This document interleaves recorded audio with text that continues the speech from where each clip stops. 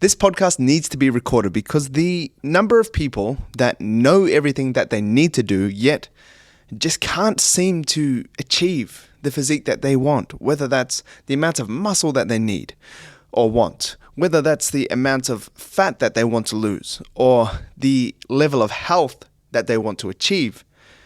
A lot of people just can't get there and they can't shake it. They know that they need a calorie deficit for fat loss and they do that, but they don't last long.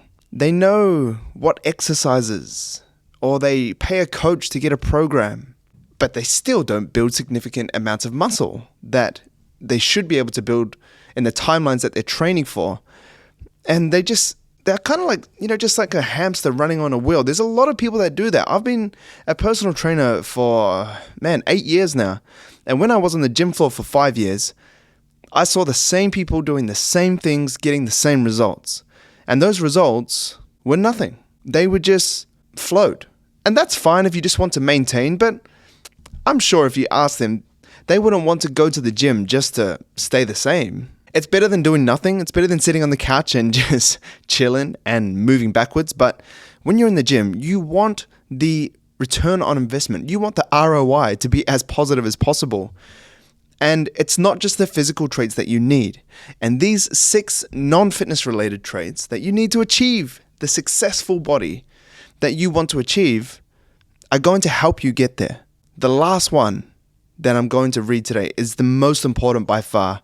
But first, I'm going to name 5. The first thing that we need is consistency. Regardless of how you feel, you need to show up. You need to get the job done. You need to wake up, put your shoes on, and go to the gym. Or you need to wake up, put your shoes on, open the garage door, and train in the garage. You need to be consistent. There's the saying, you can be consistent without being successful, but you can't be successful without being consistent. We need to keep showing up. That's how we win. That's how big businesses are built. That's how powerlifters' strength levels are built. It's not because they do 1 session a week. It's because they do 3, 4 sessions per week, and they slowly apply progressive overload. They don't jump from a 200 kg deadlift to a 300 kg deadlift in 1 session. It's those increments in between that we really need to pay attention to. Consistency is so underrated. Unfortunately, it's not sexy. If you talk about it on an Instagram reel, that's not going to go viral. If you do a podcast on it, people don't really want to hear it. They want to talk about Ozempic. They want to talk about fat loss injections that they can get to accelerate the process. They want to talk about what performance-enhancing drugs they can take without compromising their health too much. They want to talk about what peptides they could take. And there's nothing wrong with any of those things, depending on who you are and your situation. But when you kind of talk about the road less traveled, the difficult path, it switches off a certain amount of people. And that's most of the population, to be very honest. When you look at the people that train in the world, it's a very low percentage. When you look at people that are health seeking and lifting weights and, getting sunlight on their eyes, getting 10,000 steps a day, this is a small subset of the general population of the world. But if you are interested in that, which you are if you're listening to my podcast, within that desire, there are things that we have to be consistent with. And training is one, nutrition is one, and our lifestyle is one. But overall, the principle of consistency stands true. We have to be consistent. And I'm not saying that if you get a bad sleep, if your kid's sick, you leave them at school sick and just keep training because you need to be consistent and continually show up in the gym. I'm not saying that. But you need to be consistent. If you're meant to train Monday to Friday and take Saturday to Sunday off, but your kid gets sick and you can't go to work on Thursday or train, you have to look after them Thursday, Friday, maybe those are your rest days, and then you find a way to train on Saturday, Sunday. There are ways around. Just like an injury in the gym, instead of stopping completely, train around it. It might just look differently. Maybe you go to the gym and you get an urgent work call. You're halfway through your workout. You attend to your work, and then you add that half workout later on in the program. It doesn't even have to be the next day or the next week. Maybe you have time to hit that in the third week of the program. But consistency is like compounding interest. It just continues to build and build and build and build. And it's like that snowball rolling down the mountain. It continues to build momentum. And as you build momentum, it builds weight. And then it just continues to fall and fall and fall. And then you look back and realize, man, I'm just a snowball, like accelerating down the mountain super, super, super quick because you've just been doing it. The most challenging thing about consistency is the beginning.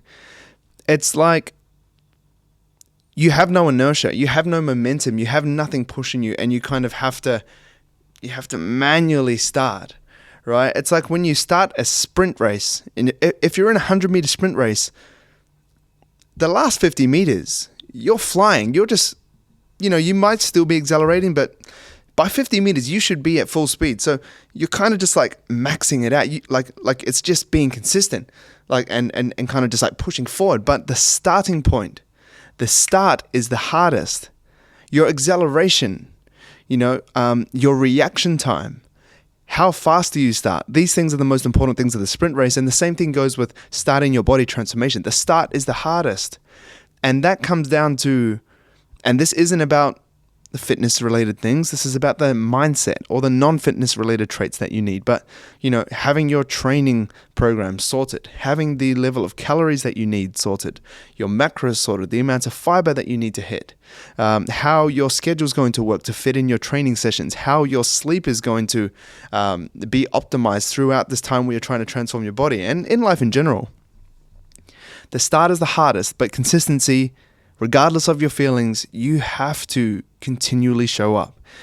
And showing up can look different, which leads me into the second point, flexibility. I'm not talking about touching your toes, because if that was a requirement for successful body transformation, I would not have any success at all. I'm not the flexible guy.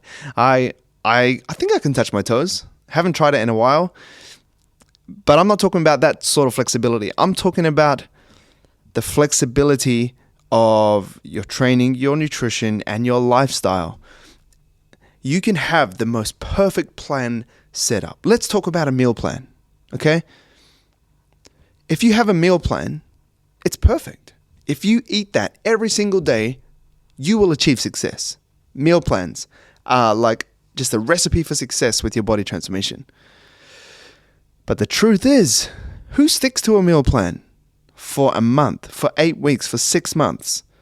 Nobody. Nobody does. We have weddings to go to. We have birthdays to go to. We have functions. We have spontaneous dates. My daughter's turning 6 months today. We're going to go for a picnic and enjoy it.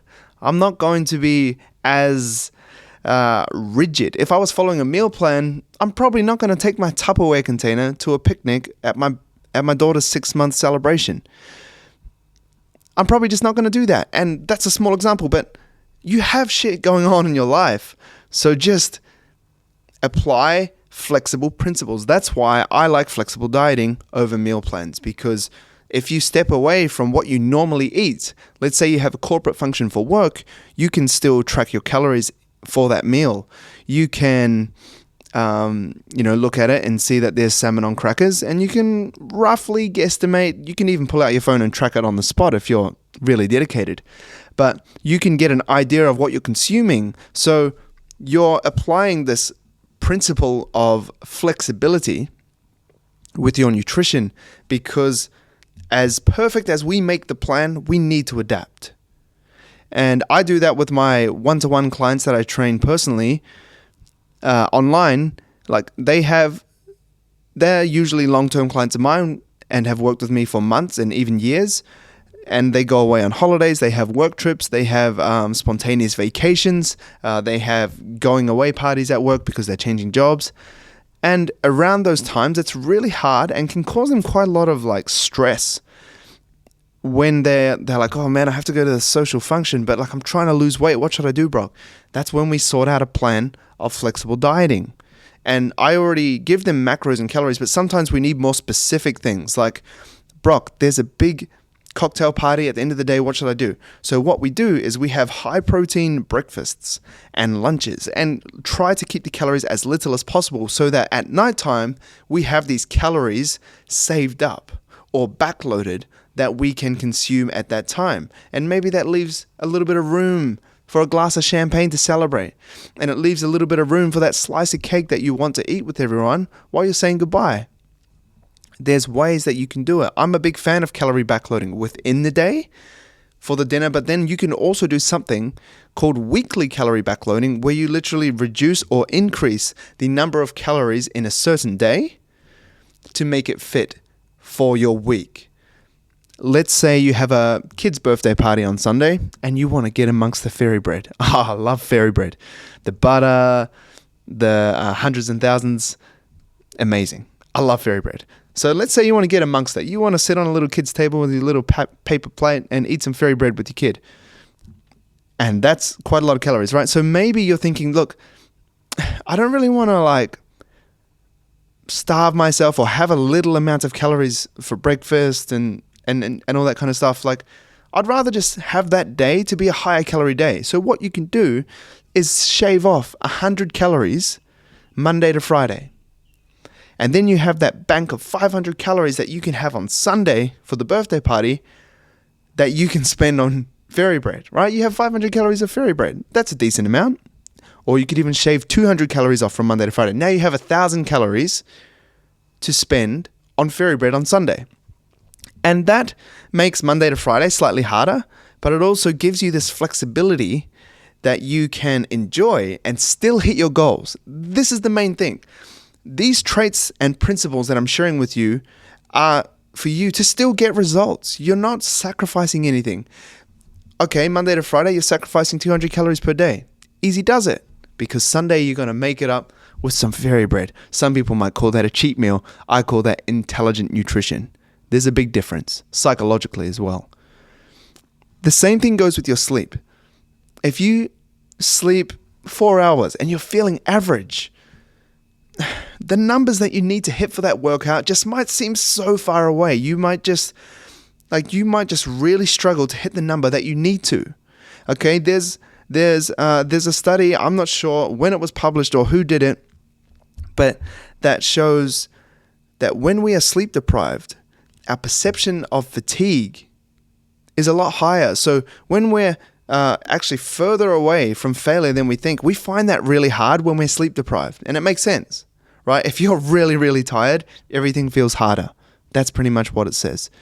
So on those days, if you apply the principle of flexibility, you can still train, but maybe you just need to auto-regulate how you feel. And some females get that when they have their menstrual cycle. If they feel a bit off on 1 week, I'm not going to force them to hit the personal best if they can't do it.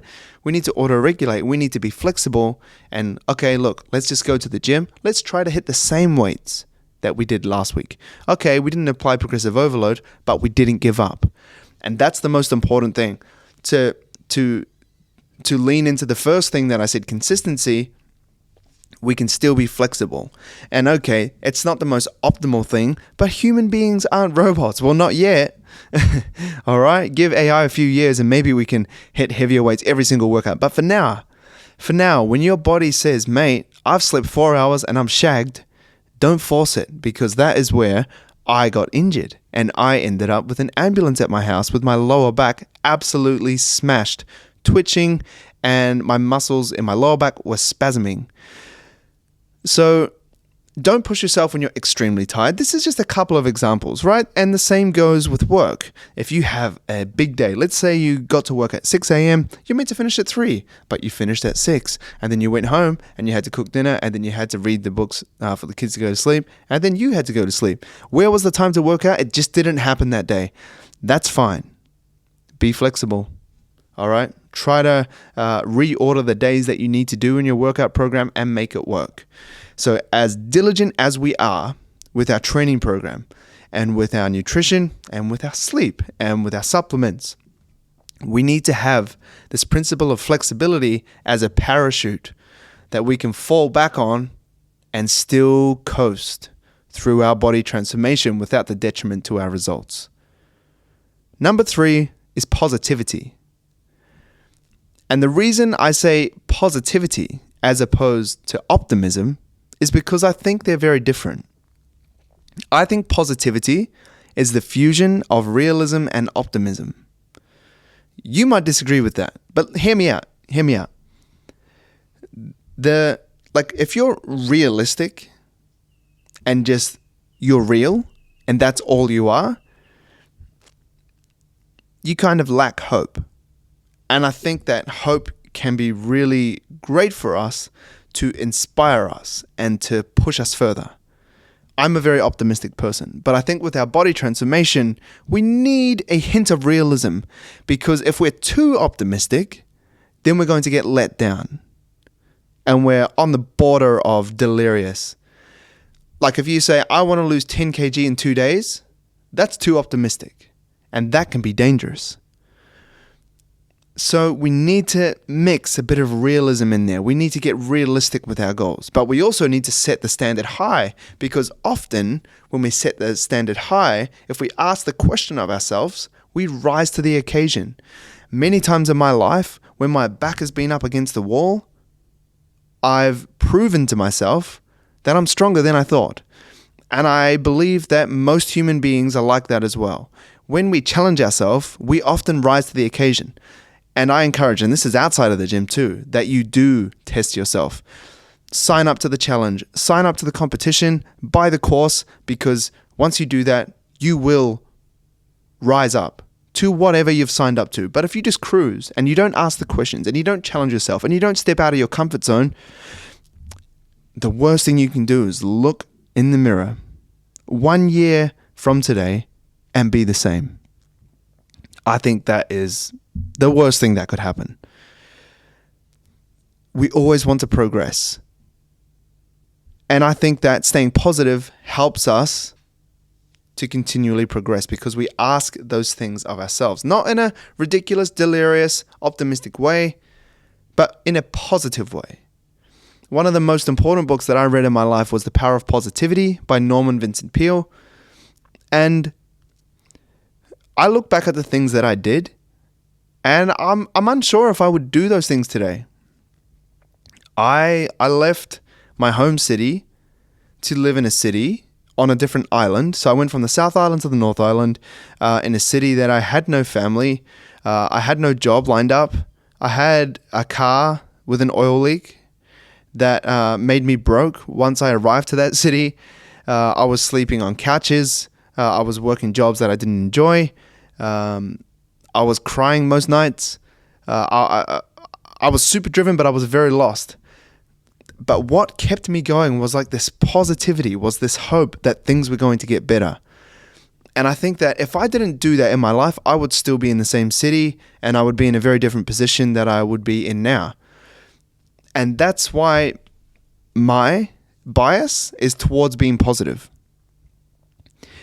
If your bias is towards being negative, I don't see you stepping outside of your comfort zone as much as someone that's positive.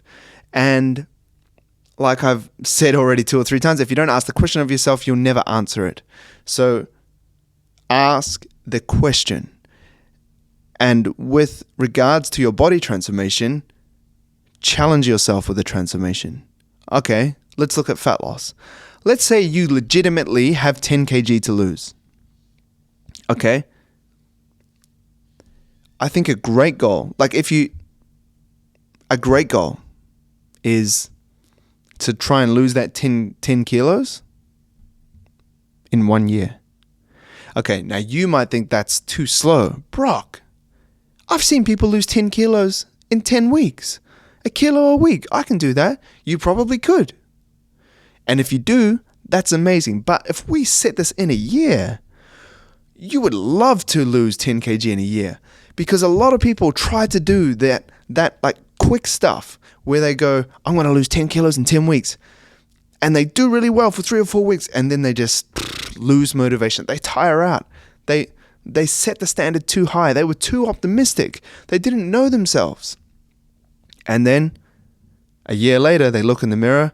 They haven't lost 10 kg. Maybe they've even gained a little. And that's what I try to stress to my personal training clients all the time. Like, you need to be positive, which is a mix of realism and optimism. I don't want you to go, I want to lose 10 kg, before I die. What? So you want to take 40 years? That's way too long. Like, okay, we can do it in 1 year. We could even do it in 6 months. And this obviously depends on the person, but when you're setting a goal, when you say it out loud, when you write it down, when you look at it, does your gut say, man, you can do better? Or does your gut say, let's be a bit realistic. That's asking too much. Listen to that voice.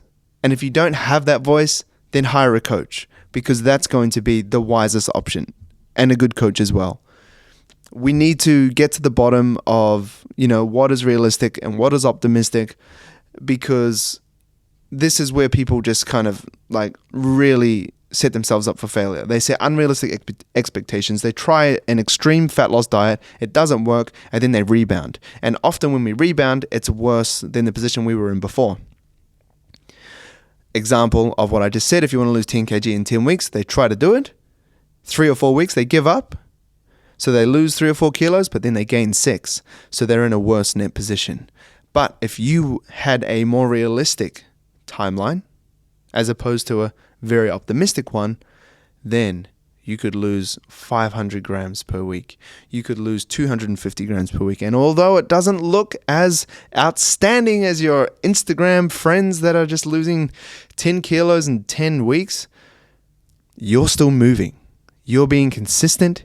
You're being flexible when you need to, but you're being positive as well. So I'm a big believer in hope. And I think you need to have that hope. You need to have that positivity that's driving you towards that goal. The fourth point is focus. You need to remain focused. And I wrote down a word that you'll understand, but autocorrect says it's not a word, and it's strong-headedness. You need to be strong-headed, because your friends, your family, your colleagues are going to try and peer pressure you. And this is more so for fat loss, but it can apply to other body transformations. They might want to drag you out to stay out late, but you know that you need to go to bed earlier to get in your workout. They might want you to have a sip of alcohol. Come on, man. Just have a sip of alcohol. Just have one. Have one with me. Come on, man. Just have one. You know how it goes. You have one, it leads to 2, 2 leads to 4, 4 leads to 8, 8 leads to you going to the bathroom with your mate. Oh, you come back feeling great. Sometimes you just need to be strong and be certain and be focused. And that's my approach always. If I'm tracking calories, I'm tracking calories. That's what I'm doing. I don't drink alcohol, but if I did drink alcohol and people offered it to me, I would say no. Because I believe that true friends and people that are around you that really love you will respect your decision. Okay. And even at my wedding, I was offered, so there's a Macedonian song called Malo Whiskey, Malo Coca-Cola, which is like a little bit of whiskey, a little bit of Coca-Cola. And me and my friend Jamal were standing on chairs, opa, dancing. And when that song gets played, they give the person or the people that are on the chairs or the people that the song is for, they give them a shot of whiskey, and they usually shot it. But me and Jamal don't drink. So we're up there, and the Macedonians are like, yeah, have some. And we're like, no, we don't drink. And they're like, come on, it's your wedding, come on. And I didn't have it. And I just don't drink. They had it. They understood. It was cool. Maybe it was offensive to their culture. Maybe they didn't really approve deep down. But that's my belief system. That's my values. It's my wedding. It's my friend. That's just how we roll. And if you don't like that, tough luck. And you need to have that element within you when you're trying to transform your body. When you're trying to get more of a serious body transformation, like let's say you're a pro bodybuilder and you're dieting down for a competition, you really need that. But I guess the less intense your transformation, the less focus that you need. But I would always encourage to start off strong. Because it's just like that snowball rolling down the mountain. The more you say no to things, the easier it is as you progress and build confidence within saying no to people. Because a lot of people try and peer pressure you. You also need to stay focused through the hate, and this can even come from family members. If you want to lose body fat, they might say, "But you don't need to lose any weight. Like, why are you so obsessed? It's like you have an eating disorder. It's like you're just going crazy." Like, some family members just don't get it. Some family members think they have the best for you, but sadly they don't. And it's upon you to tell them about that. It's not their intention sometimes to be hateful or to say like, what are you doing? You're crazy. Like, you need to explain to them. It can come from online. If you're visually posting your fitness diary online, sharing on your stories, posting grid posts of your body transformation, there's a lot of people that will support you, but there's also some people that will try and tear you down and say, looked better before, or like, still fat. Like, there's some losers out there, man. You have to have thick skin with that. You have to have thick skin with that. I was talking about it on my Instagram live this morning. I've got a lot of hate recently for talking about performance enhancing drugs, that I've never taken them. And these, like this guy, right? And I went into his profile because I'm like, who does this? He's got 3 kids. He's a Christian, and he's spending his spare time vomiting hate all over me. Like, you PED abuser, I can't believe you're lying to your fitness community. There's people like you that just need to blah, blah, blah. Like, he's just losing it. I'm like, mate. So I said, look, what blood test do you want me to take? What markers are you looking for? He didn't even know. And he goes, oh, F you, like, I don't need to know that. I don't give a blah, blah, blah. And I was just like, man, like, there's just people out there that I don't know what motivates them to do it. I think they're jealous. I think they're lost. I think they're unhappy with where they're at in their life, and they're projecting it onto you. So just be careful about that. When you are post and don't read the comments. That's the best way. Or just don't even post. That's an even better way. All right. Okay. Focus also encourages you not to rely on motivation. If you're relying on motivation, then look, it's not the best way to do it. Because some days you wake up and you're not motivated. You cannot be effed getting out of bed. You hit snooze. You don't want to go to work. You just want to be alone. And you don't want to train. You want to eat KFC. Sometimes you just wake up like that. But if you're focused, you will turn that down, get up and go. This is talked about a lot, right? And it's a bit of an old, conversation of like, rely on determination, not motivation, blah, blah, blah, blah, blah. But it's true. You got to stay focused, right? Regardless of how you feel. Just like I opened the podcast with, like, regardless of your feelings, show up, be consistent. Focus helps you do that. You need to be focused. What's the job that you need to do? Because before you would have started your body transformation, you've set out a plan. You want to lose X amount of weight in X amount of time. You want to build X amount of muscle in X amount of time. You want to have this body fat percentage by this date. You need to line that up.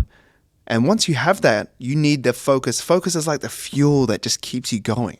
You got to be focused. Like, when you meet someone that's focused, it's inspiring, man.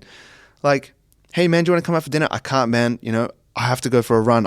I've got a triathlon in 6 weeks, and that's when I'm doing my run. You appreciate that. So stay focused. Regardless if you're motivated or not, you just got to shut up and do it. And it's the same with work. It's the same with fitness. It's the same with business. It's the same with your relationships. If your relationships are falling apart, you need to put in the work. If your business is falling apart, you need to put in the work. So focus. Stay focused. You can't stay motivated, all right? It's easy to be motivated when things are going good. Oh, man, I got 10 hours of sleep last night. I'm feeling fresh. Let's go to the gym. When you're not feeling like that, you rely on focus. You rely on determination, not motivation. Moving on. Number 5, open-mindedness. Once again, autocorrect has told me that that's not a word. But you need to be open-minded. And this will save you. because there's a lot of people that I've approached on the gym floor and have tried to open their eyes and open their mind to a different strategy because they've looked the same for 2 or 3 years. And I picked up a few clients because they had the trait of open-mindedness. They were like, this guy's making sense. I haven't changed my body in 2 or 3 years. I need a program. I need to sort out my nutrition. I need to make sure my technique's good. If you're not open-minded, you're never going to ask those questions if you're progressing, and you'll just be narrow focused, tunnel vision. And there's a time for that, but if you're not getting the results that you want, it's not a time to double down and be laser focused. It's a time to question and be curious and be open-minded and say, why is this not working? And that's why you need to have this trait. You need to ask yourself, is it working? Because if it's not, your training program has to change. Maybe it's not working because you're not even training your legs. All you're doing is upper body. Maybe your body transformation isn't working because you're sleeping 4 hours every day. Maybe it's not working because you haven't been applying progressive overload and you've been lifting the same weights for 2 years. Maybe it's not working because you have started going for runs and you've actually started losing muscle. Like, there's so many factors that happen, but you need to keep your mind open to, am I actually making progress? If you're not, you can try and troubleshoot. Look at your training program. Look at your nutrition. Look at your lifestyle. Maybe you need to try creatine to see if it helps. Maybe you should try a pre-workout before you train to help lift your energy levels.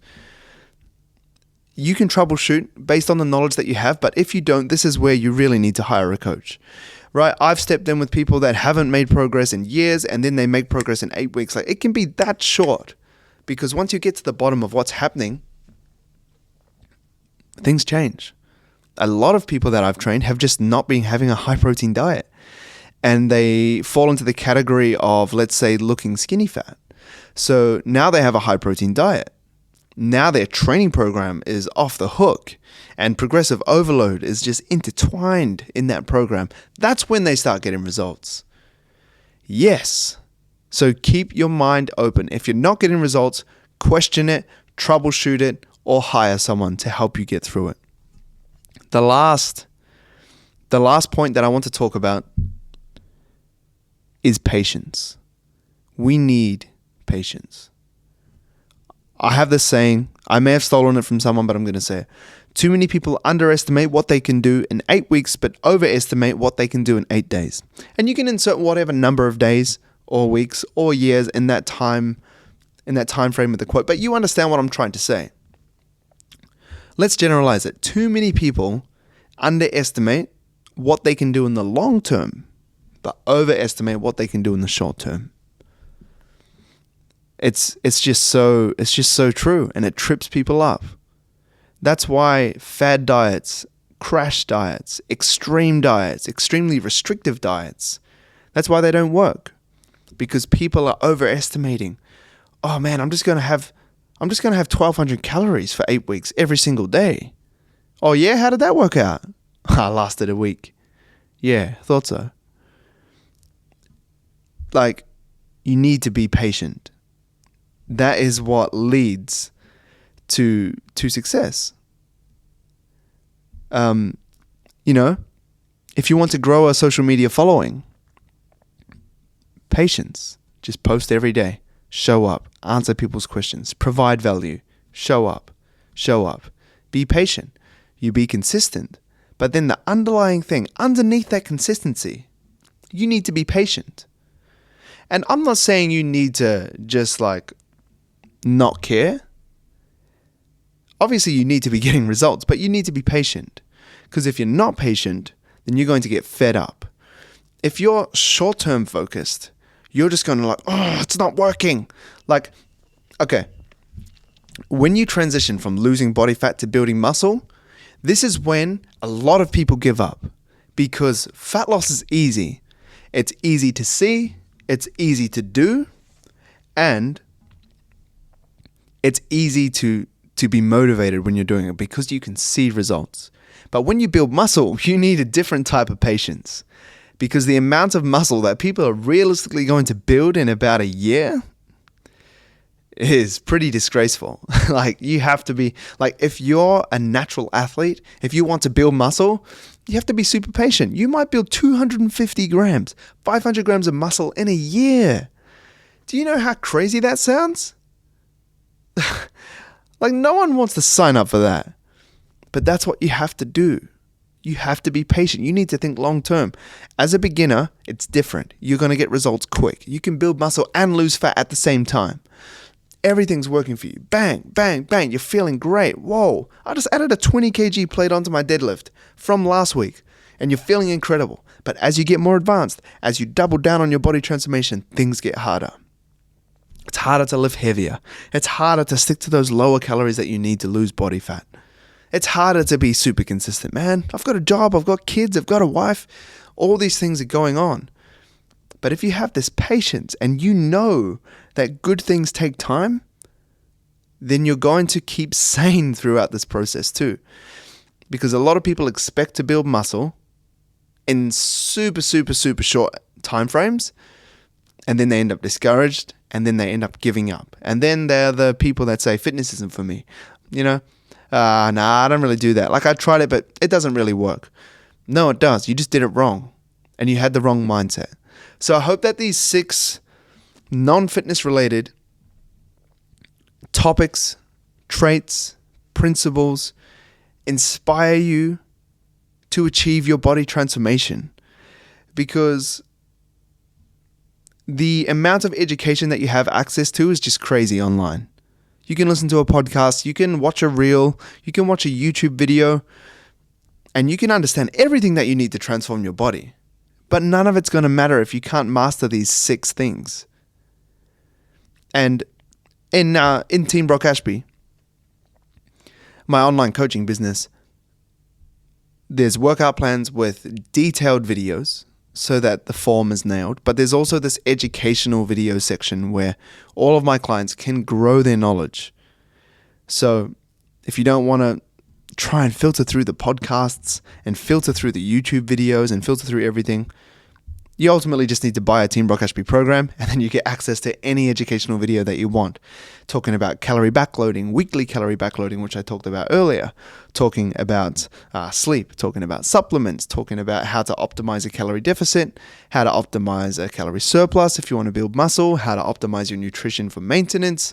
There's myth-busting videos on there. There's like a ton of videos, how to stick to a low-carb diet. There's all these things that are in there. And then I also have videos of like why not to rely on motivation, and I have other videos that are more based on lifestyle, like the amount of steps and the mindsets that you need to transform your body, all these kind of things.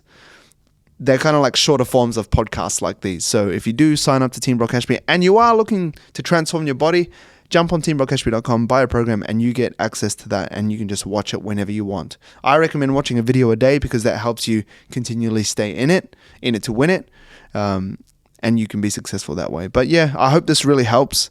This is going to be the end of the podcast. Please like this podcast if you can. Please share it with a friend. That really helps. If you're watching it on YouTube, please subscribe. If you're listening to it on Spotify and Apple and stuff, please leave a review. It really helps me. I'm really trying to grow this. Obviously, invested into a podcast studio right behind me. And the more that I can grow it, the more I can have influential guests, talk about awesome things, and have some conversations that'll really bring value to you. And that's what I want to do. So I'll see you in the next podcast.